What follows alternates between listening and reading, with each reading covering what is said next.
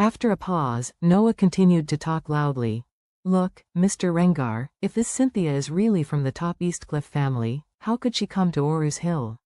Besides, what she said about Charlie's life experience is simply damn it. Charlie's stinky rag. Before he arrived at our house, he was just a small casual worker who lived on the construction site with food and lodging, and a poor batch of hanging people. Not obedient, maybe he back then couldn't even use wiping paper. How could he be the young master of a wealthy family? Which wealthy family was willing to throw their children out for so many years? Ragnar remained expressionless, and did not respond to what he said.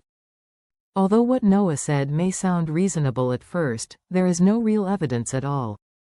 However, Ragnar had seen Cynthia's checkbook and the name stamp just now. The checkbook is real, and the name stamp is by no means forgery. Coupled with her top Hermes limited edition, it is basically certain that she must be Cynthia Wade. The question that bothers Ragnar now facing is what to do with Cynthia. He was 10,000 the person who didn't believe Cynthia's words. He couldn't understand the mentality of the upper-class people. She said that she could not blame the past, but if he really made her free, the first thing she does is probably to kill him. However, if you kill her now, it is too unsafe. Because Noah and Harold were far from cautious in handling this matter, they were brought here directly after they were tied up, and there was no change of cars along the way. As long as the road monitoring is strictly checked, the car could be tracked all the way. Maybe they will be here soon. Thinking of this, Ragnar's nervous scalp became numb. Immediately, he thought to himself, since this Cynthia can't be killed, he can only do everything he can to save the situation. After making up his mind, he immediately said to Noah, "Come, follow me in." Noah nodded quickly, followed him eagerly, and walked back to the warehouse. As soon as Ragnar entered the warehouse, he strode towards Cynthia. Before he came to the front, he was very ashamed and said, "Oh, Madam Wade, what happened today is really a misunderstanding. Noah and Harold, father and son, they wanted to teach Charlie's mother-in-law Elaine, the shrew behind you. I didn't expect that the two goddamn bastards would arrest you. I'm so sorry." Upon hearing this, Cynthia was relieved immediately. At this moment, she was so excited that she almost cried. Harold on the side heard this and asked with surprise, "Mr. Ragnar, which one are you singing? Which one did you sing?" Ragnar grabbed Harold's collar directly, slapped it violently, and cursed, "You F*** king have a face to say? The whole thing is because of you and your father. Let's start together. If you two hadn't been for Elaine, you wouldn't have got Ms. Wade involved." After the fight, Ragnar cursed with lingering fears. "Fortunately, I came and took a look today.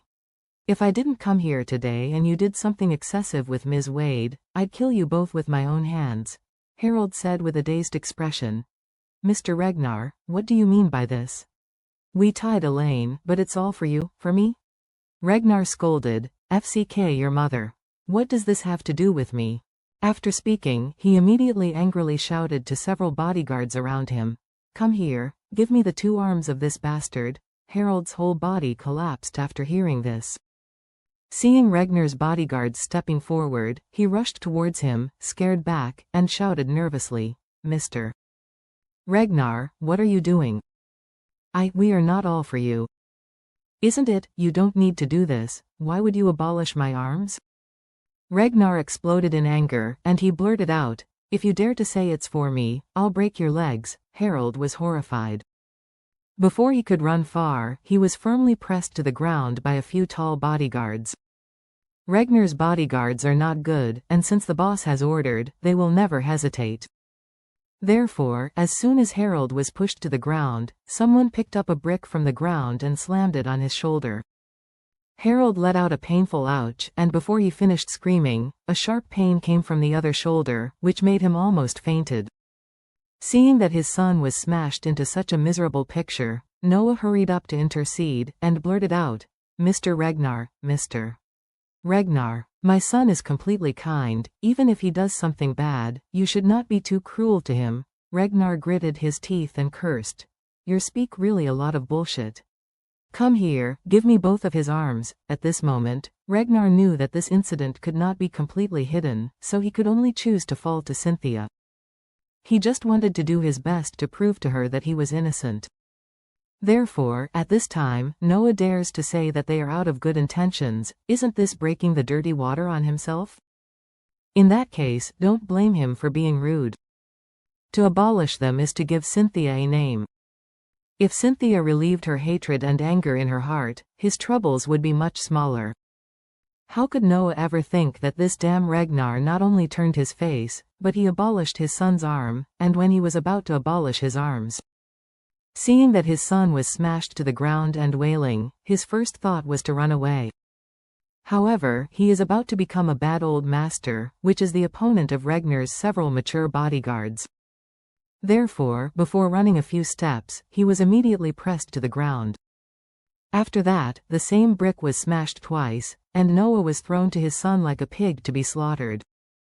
The wailing of the father and son resounded throughout the warehouse. The wailing was so loud that the helicopter roared from a distance, and the people inside could not hear it. The bloody father and son, their shoulders were full of blood at this time, they looked terrible. Seeing that both father and son had their arms destroyed, Ragnar came to Cynthia flatly and said, "Ms. Wade, I have already taught these two beasts. I hope you don't get angry." Cynthia breathed a sigh of relief, but couldn't help complaining. "You have to untie me." "Oh, yes, yes." Ragnar hurriedly started and untied Cynthia's rope. Cynthia just regained her freedom and immediately jumped up from the ground, completely ignoring that she was full of urine. The first thought was to turn around, grab Elaine by the hair, and hit her face with a violent blow.